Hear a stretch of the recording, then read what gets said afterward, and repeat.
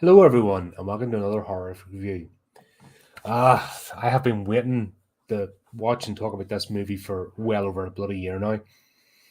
Terrifier 2 was meant to come out last year, and then obviously the coup hit and all that stuff, so it had to be put in the back burner. I thought I was getting it on Saturday. I'd ordered Blu-ray, which I'll do an unboxing video for. Um, it's been delayed now another week or so.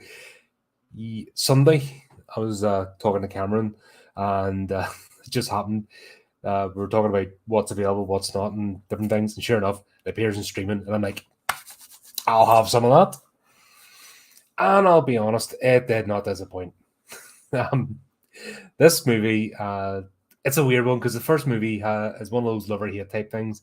People got really passionate about liking or disliking it, which for a splatter movie, it does exactly what it says in the tin. And part two did exactly what it says in the tin and ramps it up some.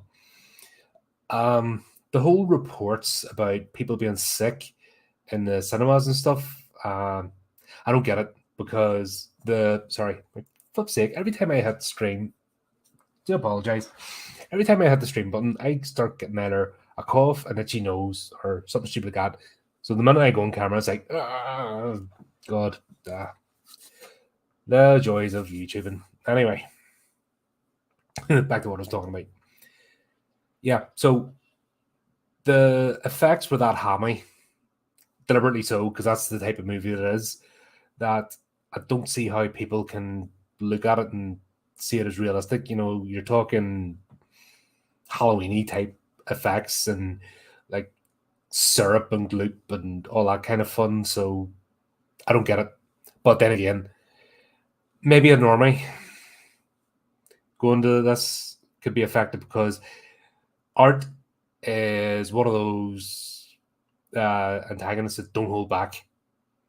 I mean, the guy is brutal. There's no if, buts, or maybes. I think that's what this is just unashamedly gore and horror. You know what I mean? It's just unashamedly about what it is, and that's why I enjoy the franchise. We are, however, getting a bit dangerous territory. And what I mean by that is, obviously, the first movie, or if you've seen the first iteration of art, was in All Hallows Eve, so it was an anthology, and he was in a short. Then Terrifier was where he really became got a cult following, picked up traction. Now the second movie's had a bit more of a budget, and as with all movies and franchises, the more money gets involved, the more people start sticking their beaks in. And we're seeing a wee bit of as much as the director had control, it doesn't mean people were whispering in the ear and saying in. So you can kind of see he needs a backstory. Oh, he needs this. Oh, we need a magical MacGuffin to deal with him. And that's where it's going to get into trouble. And they kind of try to do it here. So they were hinting, our main characters, Sienna and Jonathan, and their mother, who I can't remember because she's a bit of a non-entity, stole the show. They were excellent. What's her face? Lauren Lavera is amazing. And it's not me to gush over an actress, but oh my God, she nailed this. Definitely one of the best final girls we've had in a long time. And I looked her up because she actually comes from a martial arts background, and you can it can actually show, although she's not spinning and kicking and stuff, but the physicality of what she is doing in this movie, and actually looks like she can hold her own against this, and she wasn't really, because you get an absolute melt knocked out of her. Fair play to her, because apparently, apart from one or two scenes, it was all her, and her stunt double obviously took over for like wire work and stuff, which makes sense. You don't do that stuff willy-nilly, it's specialist I think techniques. But yeah, absolutely amazing. But the whole thing, they were hinting. I'm going to try and do, because I have put a bit of a story in this. sort of hinting, but it was a misdirect. But I don't want to spoil it. But they're kind of trying to hint at something and build up a bit of a narrative about who Art might have been. And thankfully it wasn't that, because if it had been, God, it would have just been, nah. This is, like I said, the dangerous territory. Where Art the Clown, where the Terrifier franchise is going to just carry on, I think, and being enjoyable, is just being ridiculous. He's an entity that makes no sense to the rational mind. He revels in what he is, and he appears. And we've already got the supernatural aspect. We got it in the All Hallows Eve anthology. It was brought in at the end of the first Terrifier, and it's expanded upon here. That's fine. Keep it as is, and just ridiculous scenarios where he comes back to haunt the town or ends up somewhere else. Almost like the Hammers, but almost like Jason X, as in Friday the 13th. Kind of do it like that, where they embrace the fact that the character makes no sense, so they go with it. That's where this is going to hold its own. The danger of this one is because they tried to give it this weird backstory, which at the end of the day, it didn't pay off. And it just made the movie half an hour longer than what it needed to be. Now, someone else reviewing made a very, not about this movie, but about horror in general. Horror movies work at 90 minutes or less. Because there's only so much tension, suspense you can build up, or spatter gore before you become inured to it or exhausted by the movie. So that 90-minute mark works best for horror. It's just the nature of the franchise. Once you start getting into like the 2 hour, and this was near 2 hours, 20 minutes, I was even getting fatigued towards the end. I was still enjoying it, wanted to see how it go, but towards the end I was like, starting to get a wee bit fatigued and wanting it to wrap up. So they need to look at that. Hopefully, here's the problem with reviews. There's too many idiots out there that don't give constructive criticism. They just go, and that's not helpful to anybody. In the end, and horror's in the same, because the greedy eyes of Hollywood are turning towards horror because they've ruined every other franchise, and we're starting to see them come across.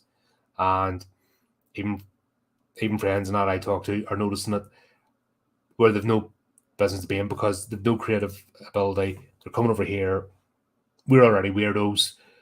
We have long standing, everything that goes on, because we've always been our own thing and the most accepting community. So these morons that want to come over and antagonize and just stick their name and stuff are starting to look this direction. So you need to be careful with that.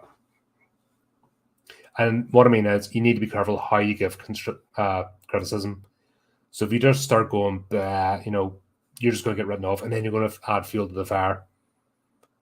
So look at the movie, understand what you enjoy about it, and the bits you don't like, explain why. And don't call people names who enjoy it. Don't call people names who don't enjoy it. I, for the most part, really enjoyed this movie. I'll be watching it again. But there's a couple of bits that I wasn't too happy with. It's okay on its own, but as part of this, it was just too much. You could almost do like there's bits of another movie in there that might have been good as wee standoff thing. I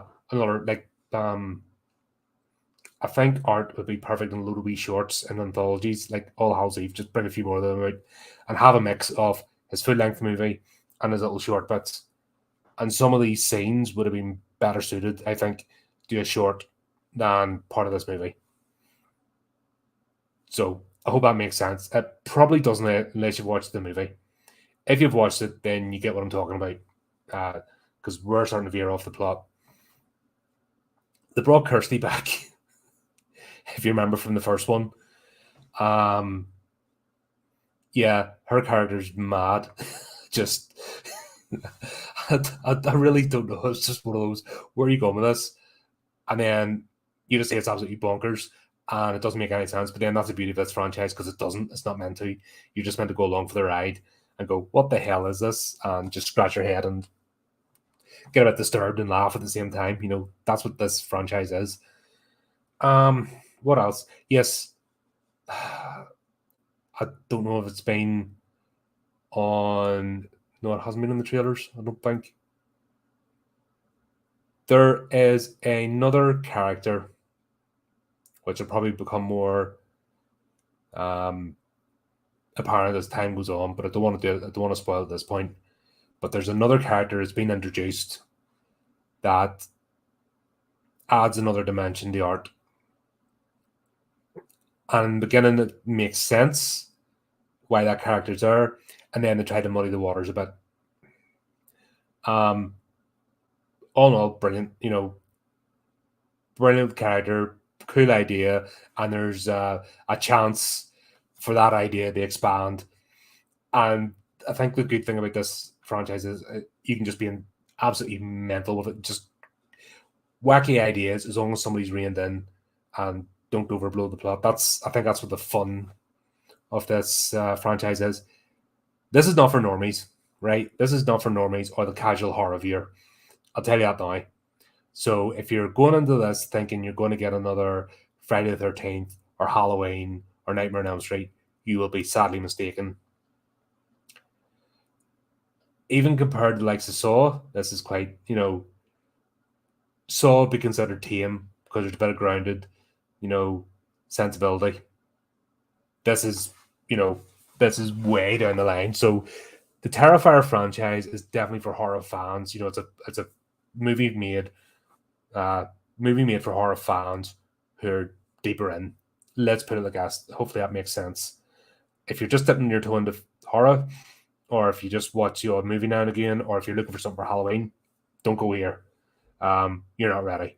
I'll just put it like that. You're not ready, because even me, there's been a couple of scenes I'm like, oh, and you know this channel alone, the number of bloody movies I watch, and I'm just nonchalant about them. There's one particular scene, or death, and it was Ali, and it's a friend of the main protagonist. Oh my god! When you didn't think it could go far enough, they take it up to 11, and then took it up to 12. With that particular scene, you know what I'm talking about if you've seen it. Even I went, whoa! A lot of fun. So that's where this movie comes in best. The ending and the MacGuffin that got involved didn't do any, didn't help. It was a thing that didn't need to be told. It was an aspect of the storytelling. Didn't need to be told. It didn't add anything to the plot. Because at the very end, it was all undone anyway. So, no need. They tried to build Sienna up, and I think it was almost maybe it was written for another actress who might have needed to be built up. But I'll tell you now, the actress Lauren that plays this girl and this character, they don't need help, right? You've got a strong character, you have a strong actress playing her. We've got a modern. This could be the modern Ripley or Laurie Strode, if I'm honest with you. Moving forward, I wish this wee girl the best, and I hope she has a bright future. So, what they tried to do with this, that didn't need it. If that makes sense, she didn't need building up because she more than held her own with her acting and her presence on screen, and the script for the most part that her, she did her proud. So we'll leave that there. I'm just trying not to spoil this because honestly, I enjoyed the shit out of this movie. I'm definitely watching it again. And Blu-ray's on its way to me, hopefully someday. It's been 2 delays already, and I'm like not impressed. But I look forward to when I get there. And they better not bring out a special set after I get this, because then I'll be like, ugh. So there you go. I think I'll leave it there. That's my review. A lot of fun. Hopefully, the right feedback gets back to the director and the studio, that they just rein it in slightly in certain areas. and enjoy, definitely don't listen to the normies. This is not a movie for normies. Stay away from it. Not for you. Toddle along, nothing to see here, etc., etc. That's kind of it. Oh, hello, just about to watch it. It's well worth the watch. You'll if you go back over, like I said, I'm trying so hard not to spoil this movie. If you see the concerns I have, it hasn't gone far enough to ruin the movie, but the potential's there. It's on that kind of slippery slope, and if it don't rein it in, any more movies is going to go down that road. And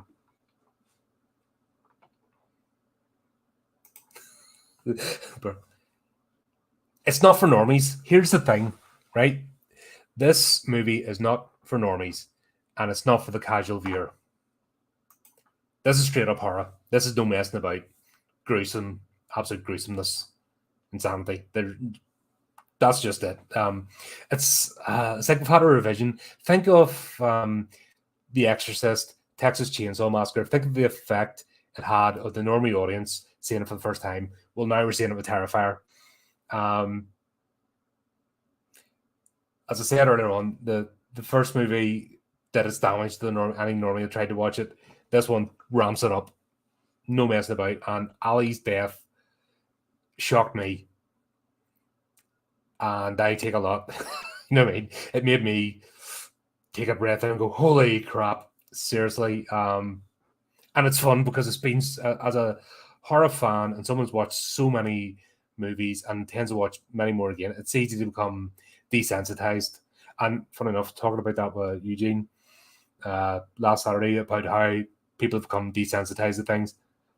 This movie proves that we're all not, and there's still a bit of shock factor, and if it's played right. Hiya, Benjamin. Good to see you as well.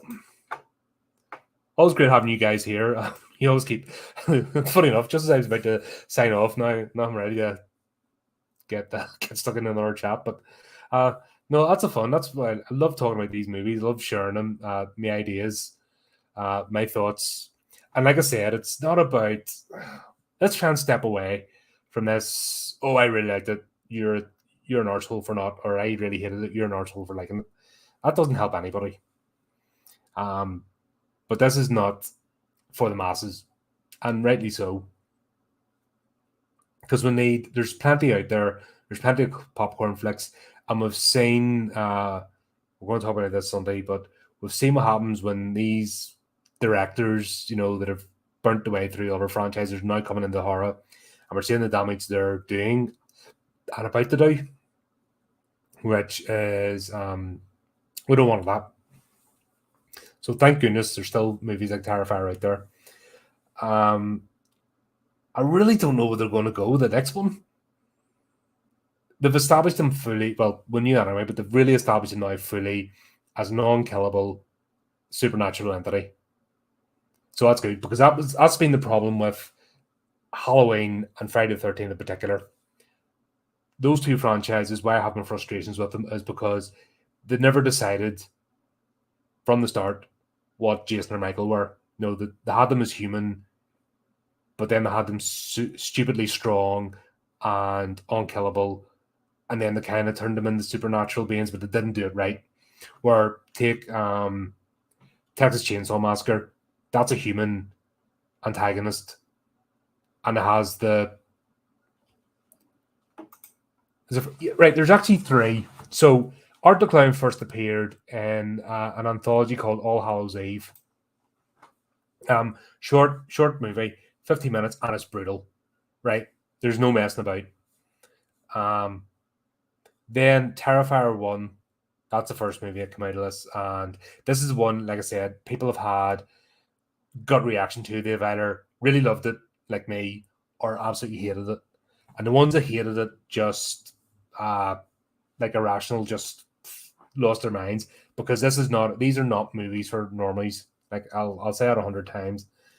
The casual horror viewer or the casual moviegoer is not gonna be on board with these. Just warning you. Yeah, so that's it. So effectively this is the third movie It's the second full length one, but it's the third outing as art. Art is quite easily my favorite clown, horror clown, without a doubt. He is. I'm talking about. I'll always have a special place in my heart for the killer clowns from outer space.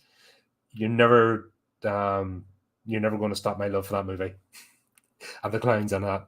But art is right up there. You know, he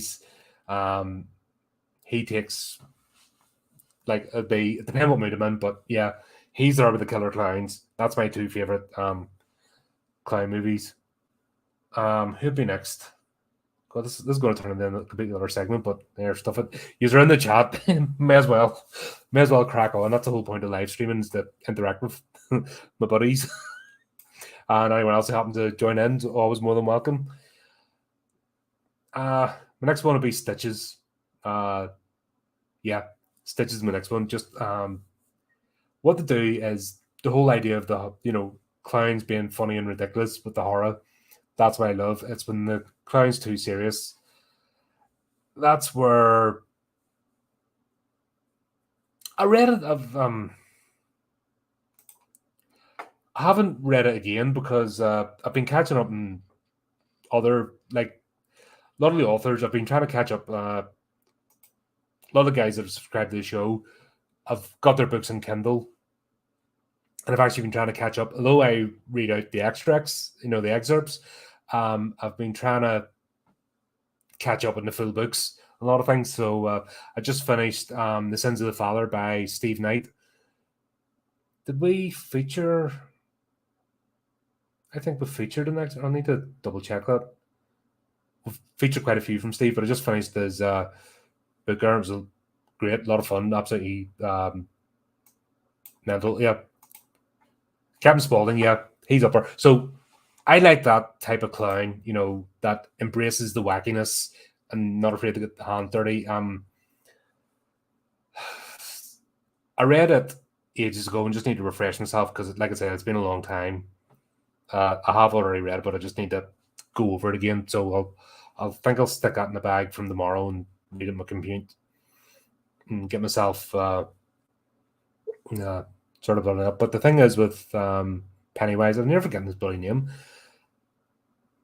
Pennywise is a clown persona, not a clown as such, a killer clown, you know what I mean? It's just the persona put on. So I think that's why I didn't gel as much. And like I said, always the second half of the story falls apart. The first part is brilliant. It's almost like they should have left it there. And the kids escape from the first time. The second half never, I think as well, a lot of people never sits right. God, who else? Trying to think of the other killer clown. My mind's drawing a blank here. There's tons. If you look up clown horror, there's about 100 movies. I could nearly spend a month doing each style, but then you'd pick out your own head because you're watching the same thing over and over again. That's be a bit much. Maybe a couple of movies in a row of a certain type, do like a mini thing. But I'm trying to think who my other clown is.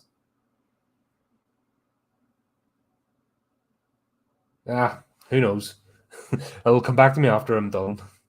But yeah, art is up there. He is definitely. I would put him above Captain Spaulding because Captain Spaulding's human. Art isn't, and art 100% embraces what he is and revels in the destruction.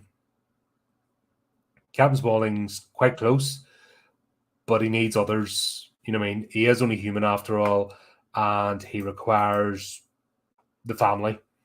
You know what I mean? To work with, and that's that's only why he drops down a bit. But yeah, I'll wrap up here anyway. So there's my review plus a bit of rambling. Really love this, even though I had some concerns. Doesn't take away from the story. Could have done with it being half an hour shorter, if I'm honest. And there's particular plot points, as I've mentioned, would just make us tighter because it didn't help anything. And there you go. Yep. Good night, Dale and Ben. Thanks for tuning in. But yeah, I'll wrap it up there. Hope you enjoyed this. Do the click and typey things to get the channel forward. And until next time, keep it creepy, keep it horrific.